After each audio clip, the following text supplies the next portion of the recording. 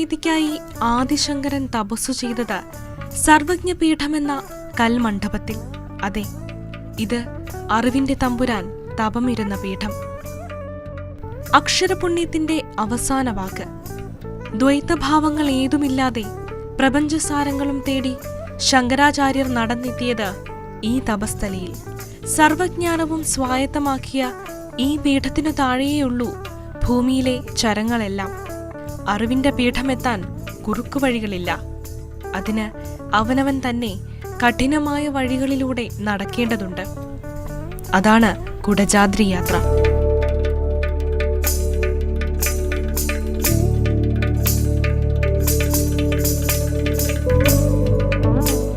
സൗപർണികയിൽ മുങ്ങി മൂകാംബികയെ തൊഴുതു കഴിഞ്ഞാൽ എല്ലാവരും ഒരേ മനസ്സോടെ കുടജാദ്രിയിലേക്ക്.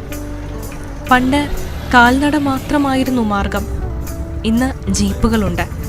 8 പേരടങ്ങുന്ന ഒരു ജീപ്പിന് ആളൊന്നിന് 470 രൂപ വാടക. മൂകാംബികയിൽ നിന്ന് 2 മണിക്കൂർ നീളുന്ന ജീപ്പ് യാത്ര. മൺപാതയിലൂടെയുള്ള വനയാത്ര മൂലസ്ഥാനത്തുള്ള ദേവീക്ഷേത്രം എത്തുമ്പോൾ അവസാനിക്കുന്നു.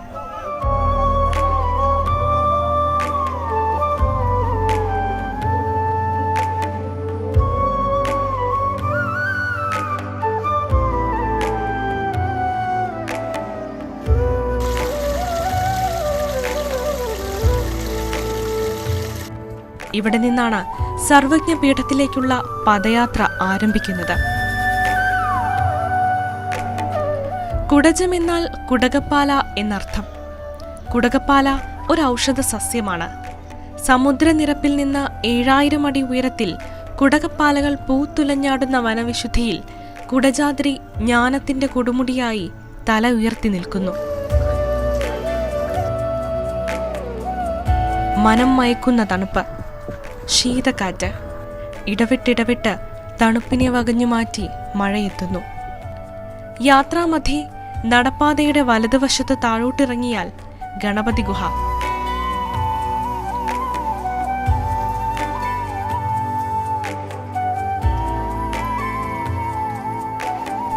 ഇവിടെ നിന്ന് ചിത്രമൂലയിലേക്ക് ഗുഹാമാർഗം പോകാമത്രേ. ക്ഷീണിച്ചുള്ള ഓരോ നിൽപ്പിലും ഔഷധക്കൂട്ട് നിറഞ്ഞ കാറ്റ് നമ്മളെ തലോടും. ഇത് കുടജാദ്രിയുടെ മാത്രം പ്രത്യേകത.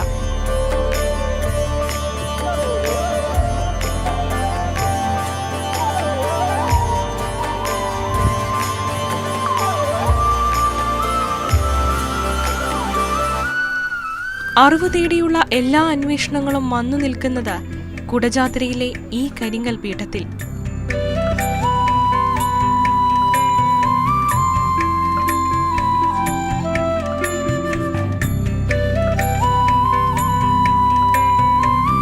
ശങ്കരപീഠത്തിൽ നിന്ന് പടിഞ്ഞാറോട്ട് നോക്കിയാൽ താഴ്വാരത്ത് കൊല്ലൂർ ക്ഷേത്രം.